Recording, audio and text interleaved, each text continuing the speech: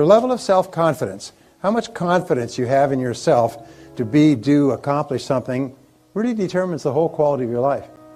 So what I found is that there's a direct relationship between how high your level of self-confidence is and your level of sales. One-to-one relationship between self-confidence and selling success. Because in selling, you've got to be bold, you've got to be courageous, you've got to take rejection and disappointment, you've got to get out there, you've got to face all your fears in order to get appointments, you've got to face your fears in order to ask for orders. So self-confidence is critical. Self-confidence is essential in business because it's impossible even to start a business, to arrange a bank loan, to set up customers, to hire people, to all the things that are necessary in business require self-confidence. Also, what we have found is that your level of self-confidence is the critical factor in your level of sex appeal. Is that the more confident you are, the more appealing you are to other people. The more confident you are, actually the more magnetism you have. That's why actors and actresses who seem to be extremely confident have a certain amount of magnetism. So confidence not only is really important for us, it makes us feel happy, it affects and empowers other people, it causes people to treat us differently, we make more sales, we make more money, we marry better, we're better and more effective socially. Self-confidence is everything. And so I began studying when my confidence was very, very low, and I began looking at the subject of self-confidence. I find that there's three factors that interfere with our self-confidence. Number one factor is doubt and fear. Doubt and fear. This is really the greatest problem that human beings have. Throughout all of history, throughout all the books of religion and spiritual works and philosophy and psychology, fear and doubt and fear hold us back more than anything else. And then second of all, it's feelings of guilt and unworthiness. Feelings of guilt and unworthiness. And these are universal. And then finally, number three, is we have feelings of inferiority and undeservingness.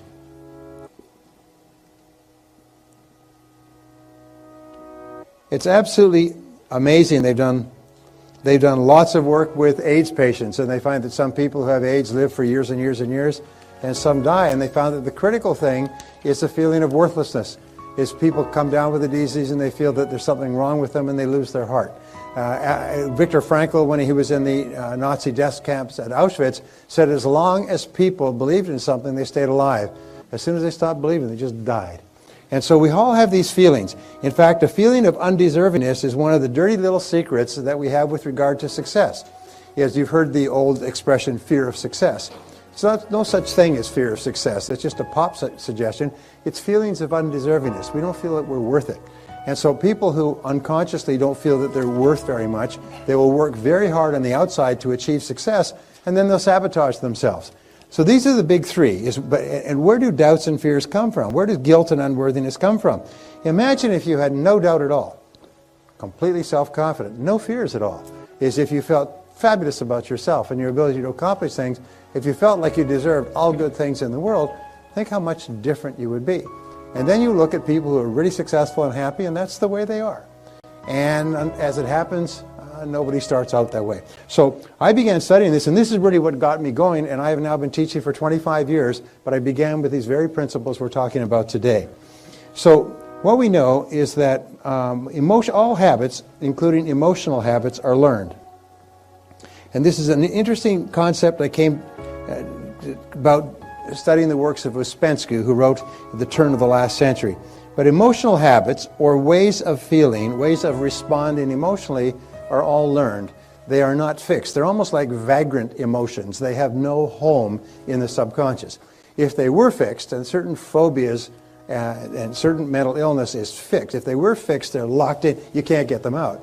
But as it happens, 99.9% of our emotional responses, especially negative ones, are actually unlearnable. You can actually defuse them. You can actually pull the wires that keep them functioning and get rid of them. And if you couldn't get rid of them, of course, you could never improve. But the very fact that you can get rid of them means that you could accomplish anything. So I began studying success. I got into sales. How many people here are in sales? Yeah. Well, that's what I got into when I couldn't get a laboring job as well. So I got into sales and I spun my wheels, and I finally began asking the question, why is it that some salespeople are more successful than others? What I learned, which turned my life around, which you've heard before, is the law of cause and effect. Now, the law of cause and effect says that for every effect in your life, For everything that's going on, there's a cause. That we live in a universe that is governed by law. This is often called the iron law of the universe, the iron law of human destiny, because it says that everything that is happening to you is happening for a reason. So the law of cause and effect says that if you can be clear about an effect that you desire, you can trace it back, and by finding someone else who's gotten that effect, if you do the same things that they do over and over again, you'll get the same result. The second law, discovered in the mystery schools, was the law of belief. The law of belief has a great cultural heritage. It's the foundation of virtually all religions and all philosophies. And it basically says this, is whatever you believe with feeling becomes your reality. Whatever you believe with feeling becomes your reality. If you strongly believe it, your mind actually sorts out and creates almost a strainer effect, and you see the world through what is called a screen of beliefs. You do not see the world as it is, as the writer Aeneas Nin once said, you see the world as you are. And you actually deliberately ignore things that are inconsistent with your beliefs. And you only see things that are consistent with your beliefs. So therefore, the law of belief is very powerful. Now here's the great tragedy, is some people have beliefs, and we don't need to go into geopolitics, but some people have beliefs that are, first of all, not based on reality. They are based on completely false information, which they're passionately attached to, and which are life-destroying as opposed to life-enhancing. I don't pass judgment on anybody's belief, but the way you can pass judgment on your own beliefs is, does it make you happy, and does it enhance the quality of your life and your relationships? So the law of belief says that we act based on our beliefs, even though we have self-limiting beliefs. Now here's a very interesting point, is that no one's born with any beliefs.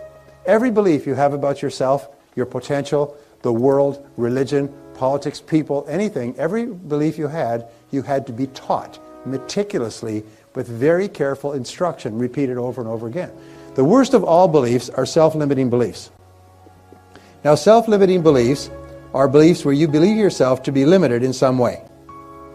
And so the starting point of using the law of belief on your behalf is, first of all, you ask yourself, what beliefs would it be useful or helpful to me to have? And imagine that you could go to the belief store and buy a belief, like a piece of software, and program it into your hard drive so it became part of your operating system. But you could only choose one belief. What would be a good belief to buy? That's that you could do all things that you think about and want to do. That's almost dead on, sir. You may go now. Well, a friend of mine spent 18 years studying the biographies of more than 500 men and women who had started with nothing and became successful.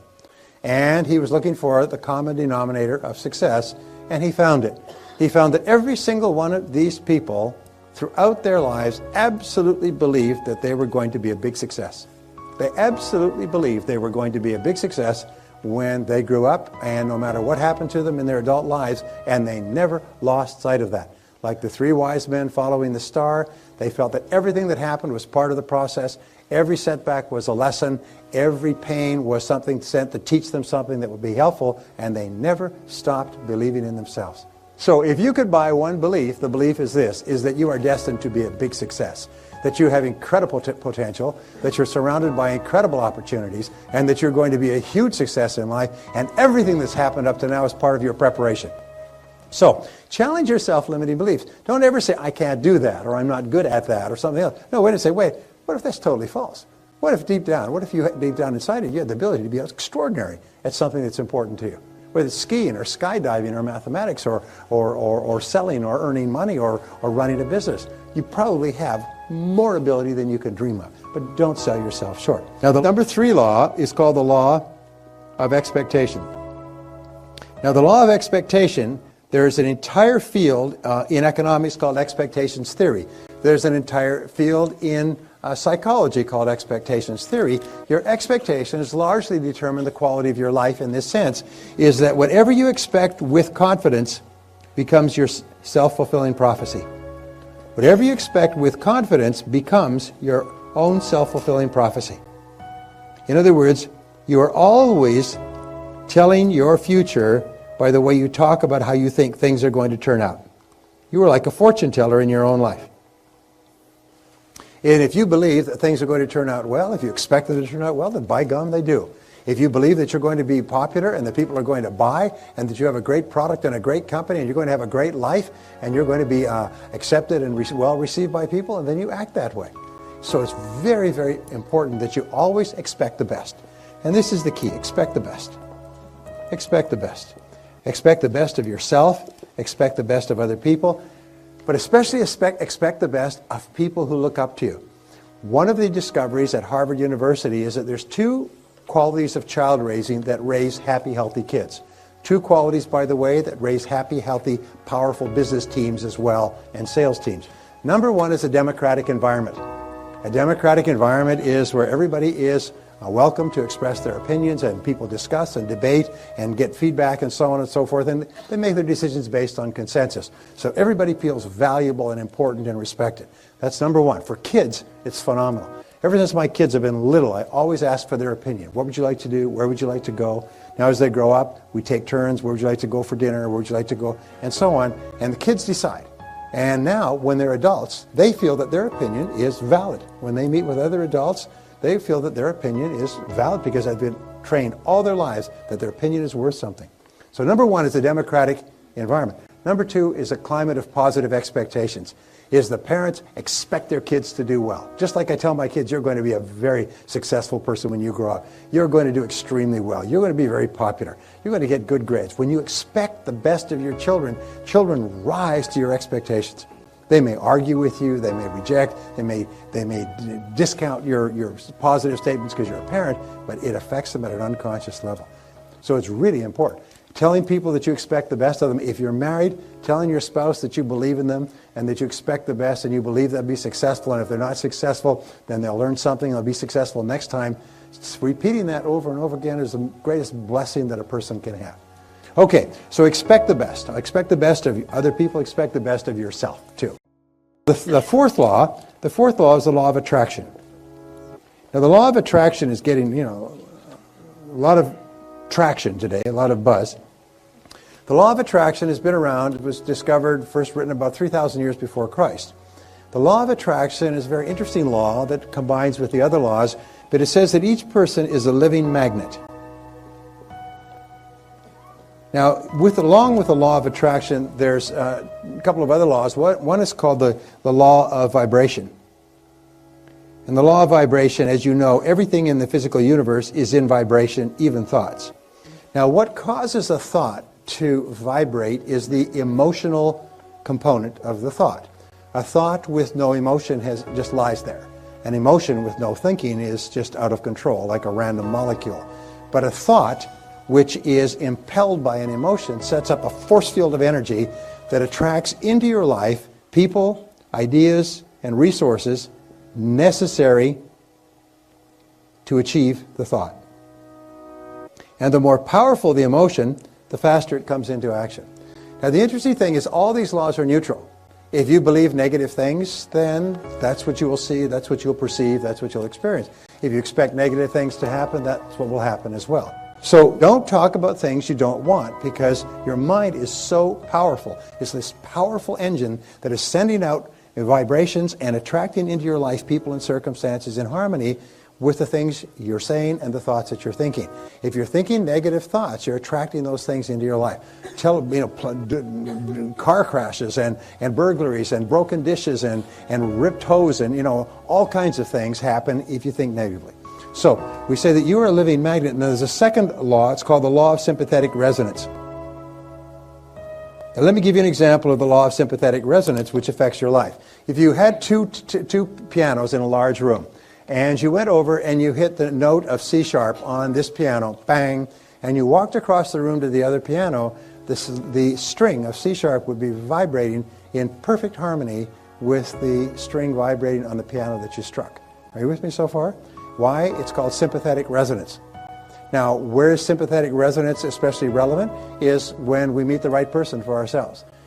Khalil Gibran says that there will be a moment of a recognition at the moment of meeting, instantaneous. You walked into a place and you saw the person and your eyes met across a crowded room. It was instantaneous. Well, it's the same thing. The law of attraction is a very interesting law, but it says that whatever thoughts you're thinking, positive or negative, are sending out this force field of energy that's attracting into your life people and circumstances in harmony with it. Now, thought energy is a very fine energy. You know, if you were talking about throwing bullets or basketballs, you couldn't get them through the wall. But thought energy travels at 186,000 miles a second, like the speed of light, and it can literally go across the world instantaneously and through all substances. The law of attraction says you're constantly attracting into your life people, circumstances, ideas, resources in harmony with your dominant thoughts, but it is a neutral law. Nature is neutral in this sense. If you think negative thoughts and worried thoughts and anxious thoughts and angry thoughts, that's what you attract into your life. And so it's really important that you be aware of that. Okay, the next law is called the law of correspondence. I love this one. It's kind of a summary law in many ways, and it has an equation, and the equation is this. This is my favorite equation. Remember this for the rest. The law of correspondence, which is talked about in the New Testament, the Old Testament, and many of the old books, simply says, as within, so without. As within, so without. What it says is that your entire world around you is a mirror that reflects back to you your dominant thoughts. We say, wherever you look, there you are.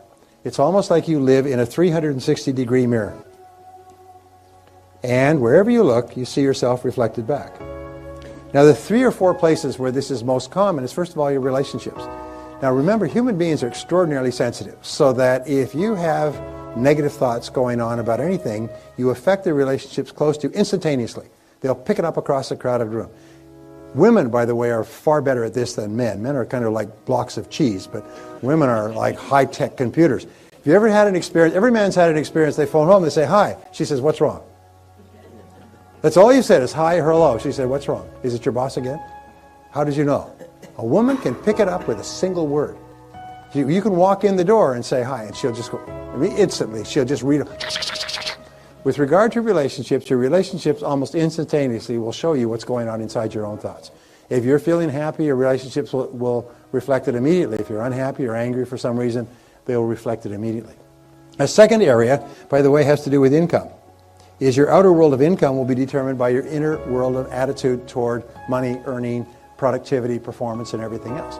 With regard to your health, your inner world of attitude toward health, food, diet, fitness, everything else determines your external world of health. And so, and also to success.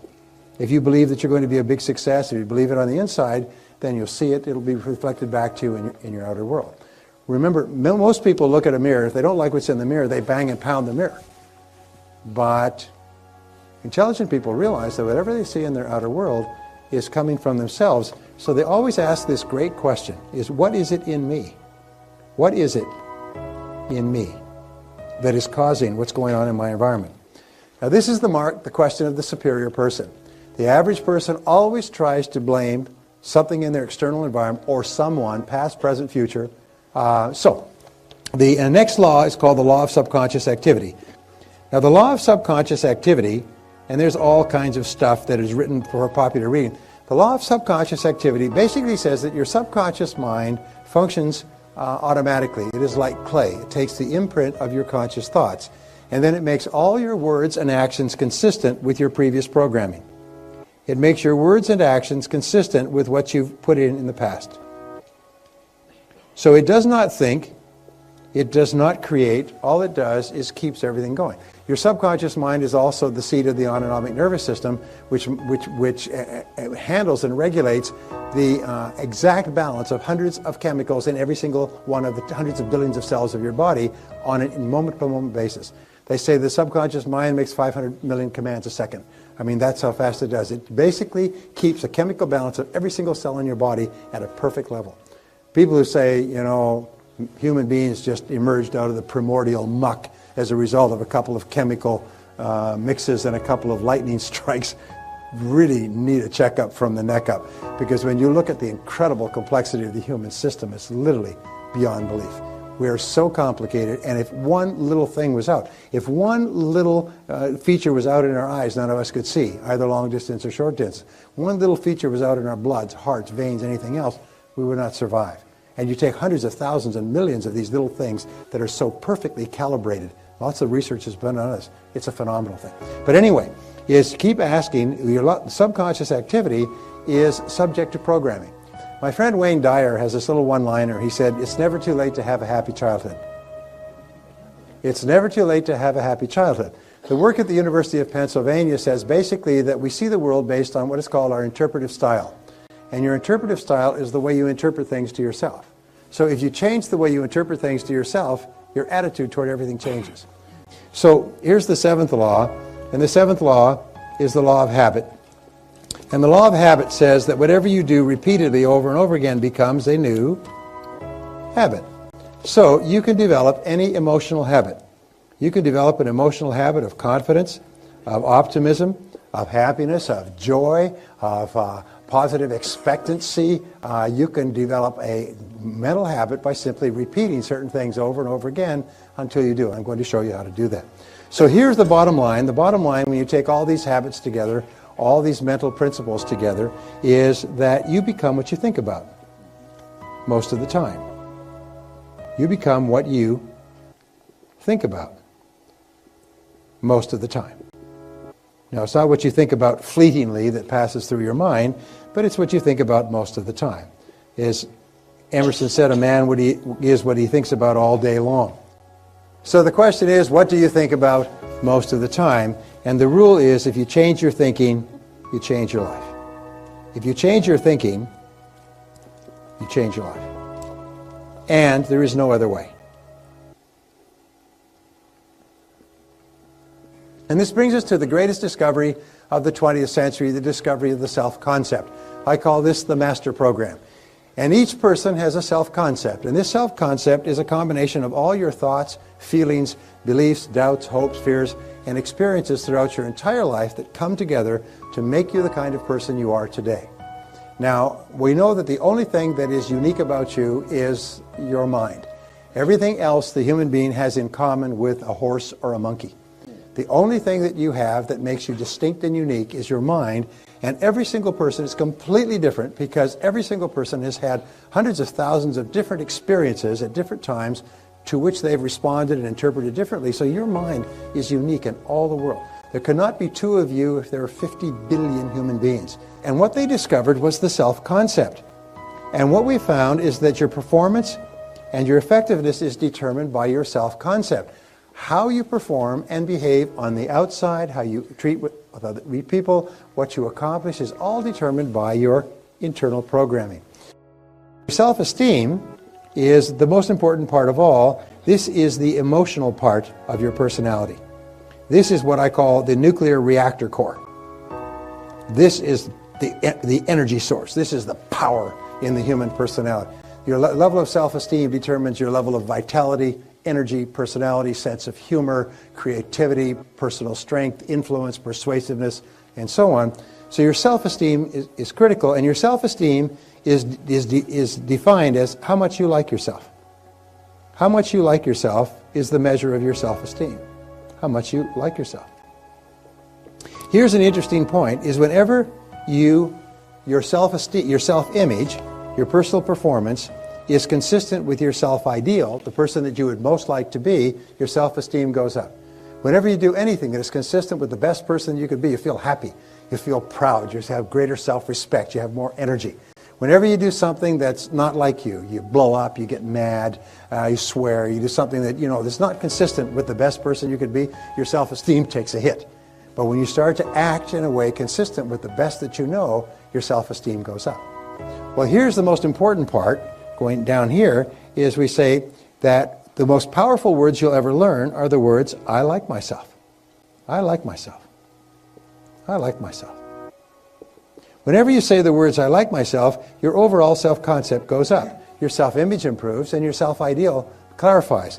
And as your self-concept goes up, your performance and your behavior in every part of your life goes up as well.